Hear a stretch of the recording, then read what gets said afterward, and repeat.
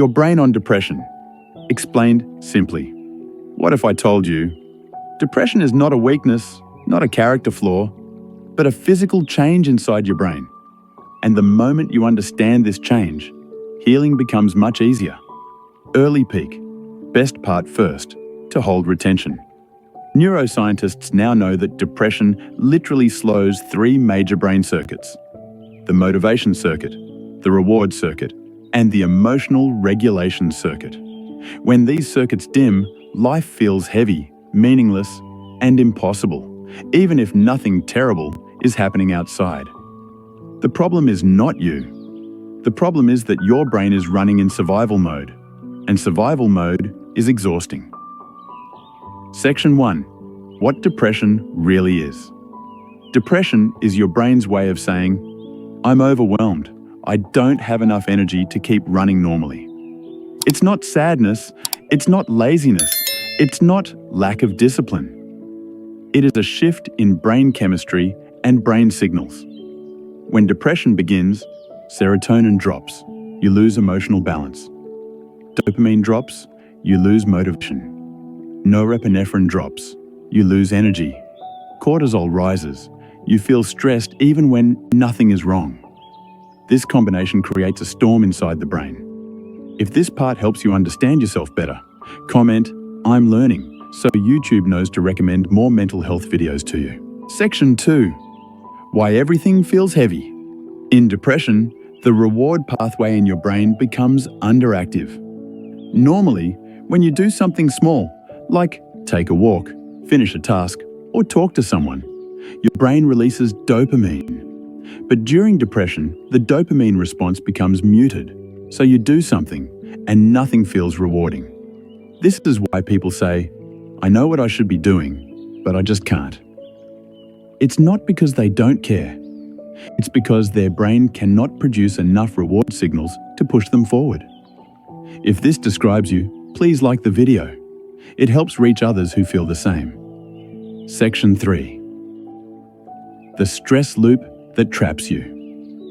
When stress becomes chronic, the amygdala, your brain's alarm system, becomes hypersensitive. You start feeling danger everywhere. Noise, messages, responsibilities, even the future. And this triggers more cortisol, which then makes depression worse. It's a self-feeding cycle. But here's the hopeful truth. The brain is plastic. It can rewire. It can heal. Even small positive habits can calm the amygdala and restart the reward system. Share this video with someone who needs hope today. What depression does to your brain. The survival brain takes over. Let's begin with something most people never realize. When you're depressed, your brain isn't sad. It's scared. Your amygdala, the survival center of your brain, gets stuck in a state of alarm. Not the loud, dramatic kind of fear, but a quiet, chronic tension, the feeling of danger without knowing the source. That's why people with depression often say, I don't feel like myself. Everything feels harder than it should. I'm tired but also restless. Because your amygdala is whispering, be careful, something might go wrong. Why does the amygdala become overactive? Scientists at Harvard and Mayo Clinic found 3 major triggers: chronic stress, emotional suppression, sleep deprivation. When this system is overactive, it floods your body with stress hormones like cortisol. And cortisol has one very specific mission: survive today. Don't worry about tomorrow. Which explains why in depression, the future feels foggy. Motivation disappears. Small tasks feel like mountains. Everything seems pointless. Your brain isn't lazy. It's conserving energy because it thinks you're in danger. A simple example, imagine driving a car with the handbrake half pulled. The car moves, but everything feels heavy. That's your brain on depression. You move through life, but nothing feels smooth. Mini intervention, name the alarm. Neuroscientists say that labeling emotions reduces amygdala activity by up to 40%. Try this right now. Say quietly, this feeling is my brain trying to protect me. This does 2 things. Reduces the fear attached to the feeling, reminds you, you are not your amygdala. Small habits like this begin rewiring the survival circuits. If this makes sense, hit like so YouTube knows this topic helps you, and I'll keep going deeper. Section 2. The motivation system shuts down. One of the most misunderstood aspects of depression is dopamine. People think depression is sadness, but many researchers say the true core is a collapse of motivation, not emotion. You stop wanting things, not because you don't care, but because your brain no longer expects reward. What dopamine normally does, dopamine helps you. Anticipate positive outcomes, start tasks, feel progress, experience tiny sparks of excitement. It's the chemical of movement toward life. When dopamine is low, daily behaviors change dramatically. You delay everything. You can't finish tasks. You lose interest in hobbies. You feel blank instead of sad. This isn't weakness, it's neurobiology. Why dopamine collapses in depression? Research shows 3 causes. Sleep loss reduces dopamine receptors. Stress hormones block dopamine signals.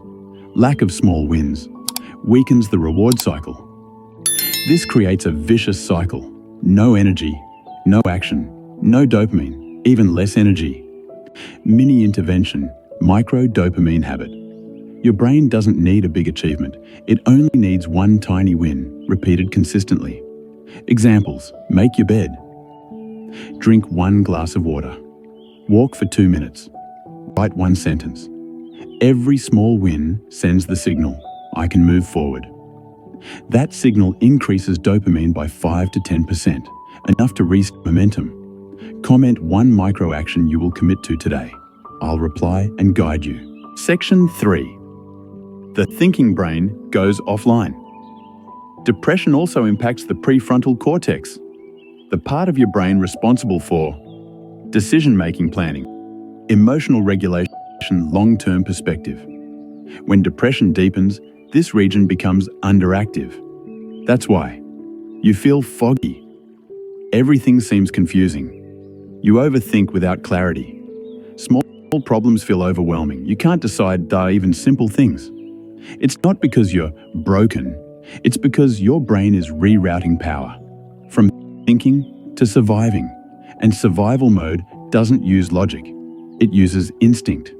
Harvard study explanation MRI scans showed that depressed patients had significantly reduced activity in the prefrontal cortex. The brain was not evaluating choices. It was simply trying to get through the day. The paradox. People in depression are often extremely intelligent, but intelligence collapses when emotional load exceeds cognitive capacity. It's like a computer with too many tabs open. The machine isn't weak, overloaded. Mini intervention, 1 decision rule. When the thinking brain is tired, simplify life dramatically. Choose 1 priority per day, not 5. Say, today, my only non-negotiable task is white. This reduces mental load by 60 to 70% and slowly reactivates the prefrontal cortex. If this resonates, subscribe. We go deeper every week into practical brain healing. Section 4. When all 3 systems interact. Here's the part people rarely understand. Depression is not 1 system failing. It's 3 systems reinforcing each other. Amygdala equals alarm. Dopamine equals no motivation. Prefrontal cortex equals fog. When fear increases, motivation decreases, clarity disappears. Your brain enters a loop, not because you're weak, but because the brain is trying to simplify your world to reduce emotional load. That's why everything feels smaller. Your world shrinks, your energy shrinks, your sense of hope shrinks. But the brain is plastic. This loop can be reversed. How depression creates cognitive fog and how to reverse it. Now that you understand how serotonin drops, how the amygdala becomes overactive, and why the prefrontal cortex slows down, let's move into one of the misunderstood symptoms of depression. Something almost every patient describes but few can articulate. My brain feels foggy. I can't think. I can't focus. I can't remember simple things. This is not laziness, not weakness, not a personality flaw. This is biology, and we can reverse it. 1. Why your brain feels foggy. The energy crisis inside your neurons.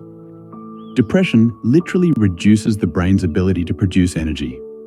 Your neurons run on ATP, the tiny units of power that keep your brain functioning. But during depression, inflammation increases stress hormones, disrupt mitochondria. Blood flow to key regions decreases, neurotransmitters become balanced. The result? Your brain operates on low battery mode. Imagine trying to run a laptop with 1% battery. It still turns on, but everything is slow, laggy, and delayed. That's your brain under depression. Memory drops, concentration drops, mental speed slows down. And this is why many people say, I know what I want to do, but I can't get my brain to start. This is not psychological. This is an energy problem, and energy can be restored. Default mode network, and why you can't stop overthinking. Inside your brain is a system called the default mode network, DMN. This is the network that becomes active when your mind wanders, reflects, daydreams, or worries. In depression, the DMN becomes overactive, meaning you replay old memories, you catastrophize the future you think. In loops, you feel stuck in your own thoughts. This is why people with depression often say, I can't escape my own mind. The DMN becomes so loud that it overshadows the brain regions responsible for focus, planning, and motivation. Studies show that activities like deep breathing, meditation, and slow rhythmic movement turn down the DMN, even after just 5 minutes.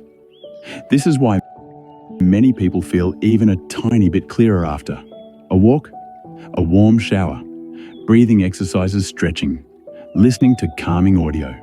These actions shift the brain out of overthinking mode and back into present moment awareness, which reduces cognitive fog. 3. Why depression makes simple tasks feel impossible. Have you ever stared at a sink full of dishes or an email that needs a simple reply and felt completely stuck? This phenomenon is called task initiation impairment, and it's a biological effect of depression. Your brain's executive center, the prefrontal cortex, loses efficiency. Dopamine, the neurotransmitter for drive and action, drops. So even tiny tasks feel like climbing a mountain. If you've ever said, I know I should do it, but I can't start, everything feels overwhelming. I'm mentally exhausted after doing almost nothing. That is your brain signaling an overload state. But here's what neuroscience shows. The smallest possible action reactivates dopamine. This is why micro habits work so well. Drink a glass of water. Dopamine +1, open the window. Dopamine +1, write one sentence. Dopamine +1. These small wins literally warm up your brain's start engine. After 3 to 5 tiny actions, the prefrontal cortex wakes up. Cognitive fog lifts slightly and increases. This is not psychology. This is neuroscience. The brain, during depression, is not broken. It's protecting you. One of the most compassionate insights from modern neuroscience is this. Your brain is not failing you. It is trying to protect you. When too much stress, sadness, loss, trauma, or overwhelm hits at once, the brain responds by lowering energy consumption, shutting down motivation, numbing emotions, slowing cognitive speed. It's a survival mode, a shield, a way to keep you functioning at the most basic level when emotional pain becomes too heavy. You are not weak. You are not damaged. You are surviving in the only way your brain knows how. And just as it learned this state, it can unlearn it. 5. How to start healing your brain. The practical science. Here are evidence-based ways to begin reversing cognitive fog. 1. Breathe deeply for 2 minutes. Increases oxygen to the prefrontal cortex, reduces DMN overactivity, improves clarity within minutes. 2. Move your body. Even 30 seconds boosts dopamine and BDNF, brain fertilizer, sparks motivation to return. 3. Light exposure. Step into sunlight. Resets circadian rhythm. Increases serotonin. Reduces inflammation. 4. Micro tasks. Start with something you can finish in 30 seconds. Completing a small task signals to the brain, we're safe, we can move again. 5. Lower input. Turn down noise, social media, constant information. Your brain needs stillness to heal. Your cognitive fog, your exhaustion, your inability to focus, these are symptoms, not your identity. Your brain is doing its best to keep you alive. And with the right steps, small, gentle, consistent, it will regain clarity.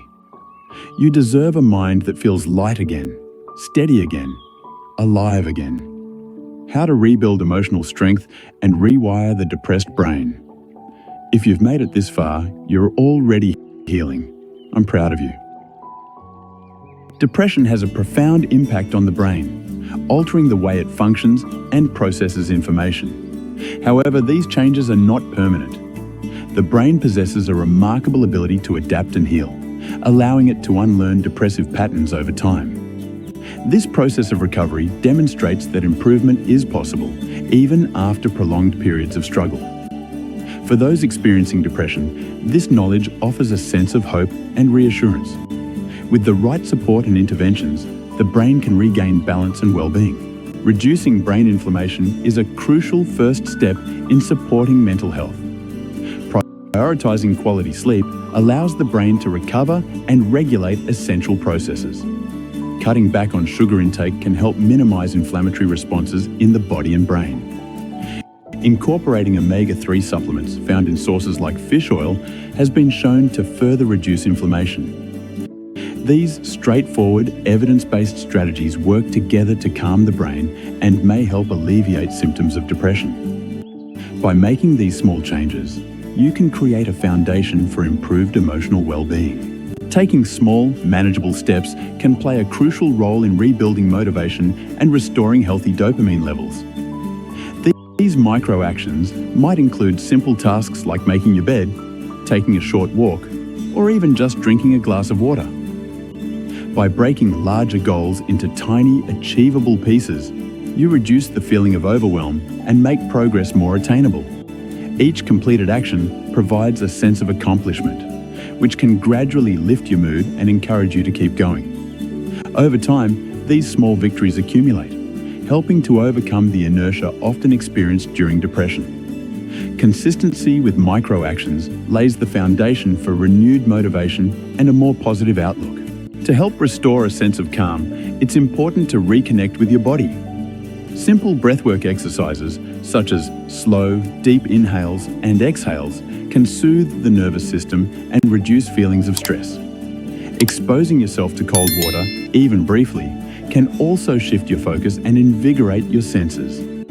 Gentle movement, like stretching or walking, encourages circulation and helps release tension. These physical techniques work together to signal safety to the brain, making it easier to find balance and clarity in challenging moments. Repairing social circuitry begins with making genuine connections with others. When we reach out authentically, we open the door to meaningful interactions that can help counteract the feelings of isolation often associated with depression. Human connection has a unique ability to foster a sense of belonging and support. Even small gestures, like sharing a conversation or expressing appreciation, can make a significant difference.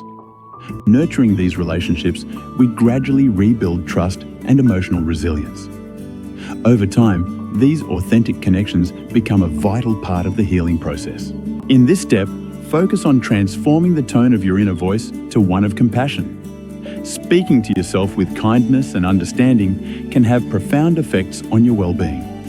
Research shows that gentle self-talk can actually reshape the structure of your brain, making it easier to manage difficult emotions.